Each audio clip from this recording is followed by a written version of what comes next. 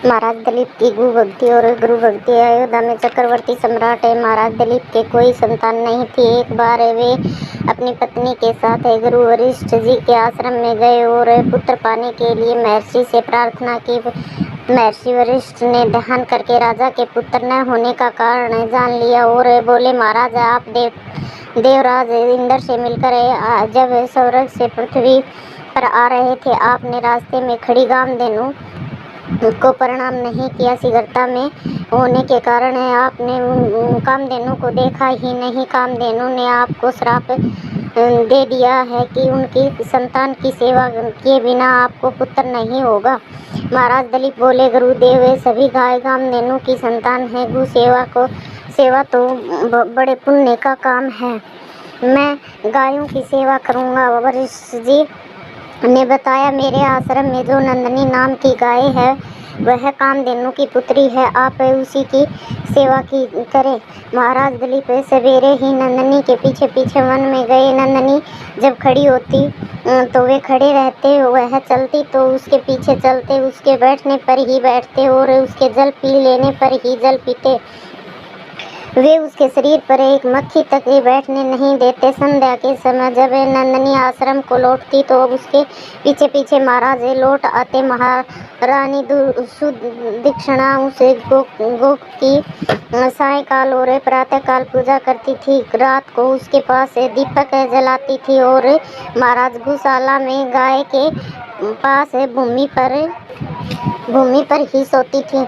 इस प्रकार एक महीने तक महाराज दिलीप ने बड़ी परिश्रम और सावधानी से नंदिनी की सेवा की। जिस दिन महाराज को गौ सेवा करते 1 महीना पूरा हो रहा था, उस दिन वन में महाराज कुछ सुंदर पुष्पों को देखने लगे और इतने में नंदिनी आगे चली गई। 2-4 क्षण में ही उस गाय के डकराने की बड़ी करुण ध्वनि सुनाई पड़ी। महाराज जब दौड़कर वहां पहुंचे तो देखते हैं कि एक झरने के पास एक बड़ा भारी सिंह उस सुंदर गाय को दबाए बैठा है। सिंह को मारकर गाय को छुड़ाने के लिए महाराज ने धनुष चढ़ाया, किंतु जब तरकस से बाण निकालने चले तो दाहिना हाथ तरकस में ही चिपक गया।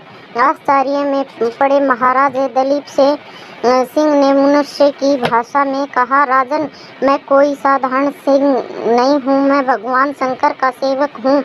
अब आप लौट जाइए। जिस काम के लिए करने में आप अपना बस न चले उसी छोड़ देने में कोई दोष नहीं होता। मैं भूखा हूँ, यह गाय मेरे भाग्य से ही यहाँ आ गई है, इससे मैं अपनी भूख मिटाऊंगा। महाराज दिलीप बड़ी नम्रता से बोले, आप भगवान शंकर के सेवक हैं, इसलिए मैं आपको प्रणाम करता हूँ। सत्पुरुषों के साथ बात करने तथा थोड़े क्षण भी साथ रहने से मित्रता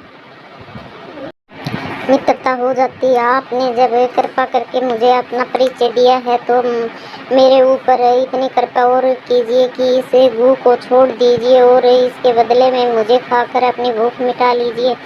सिंह ने राजा को बहुत समझाया कि एक गाय के लिए चक्रवर्ती सम्राट को प्राण नहीं देना चाहिए। वे अपने गुरु को हजारों गाय दान कर सकते हैं और जीवन में हजारों गायों का पालन तथा रक्षा भी कर सकते हैं, किंतु महाराज दिलीप अपनी बात पर दृढ़ बने रहे। एक शरणागत गू महाराज के देखते देखते मारी जाए, इससे उसे बचाने में प्राण देना उन्हें स्वीकार था। अंत में सिंह ने उनके बदले गाय को छोड़ना स्वीकार कर लिया। महाराज का चिपका हाथ तरकस से छूट गया। उन्होंने धनुष और तरकस अलग रख दिया और सिर झुकाकर वे सिंह के आगे बैठ गए।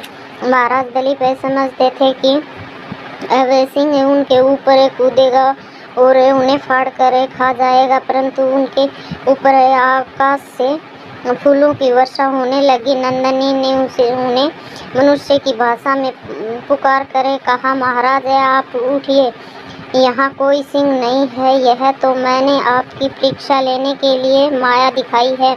अब आप पत्ते के दानों में दूध है कर मेरा दूध पी लीजिए, आपके गुणगान तथा प्रताप इस पुत्र होगा।